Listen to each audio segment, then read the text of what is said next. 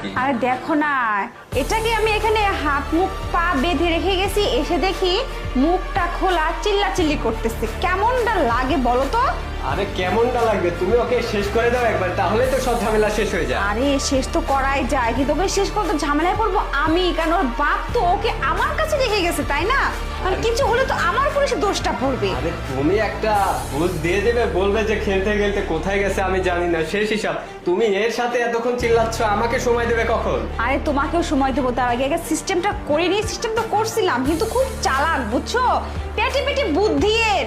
শোনো, ওকে শেষ করলে তো হবে না, ওর বাপ তো সব সয় সম্পত্তি ওর নামেই দিয়ে রাখছে। এখন ওকে যদি মেরে ফেলি সম্পত্তি তো পাবোই না, এর জন্য ওকে হাত করে এই সম্পত্তিটাকে নিজের নামে নিতে হবে বুঝছো, তারপর ওকে শেষ করব। হ্যাঁ, তুমি সম্পত্তি নিতে নিতে তো প্রায় 2 বছর কেটেই গেল, তুমি কবে যে নিবে আর আমাকে যে কবে নিবে মানে কিছু। আরে কি হলো? না না, কি বলতেছো তুমি? বাচ্চাটার মুখটা বেঁধে রাখছো কেন এভাবে? আরে কি হলো তোমার? তুমি হঠাৎ করে কথা চেঞ্জ করে ফেলতেছো। আরে না, তুমি বোঝো, এটা যদি তোমার নিজের ছেলে হতো তুমি কি পারতে এইভাবে?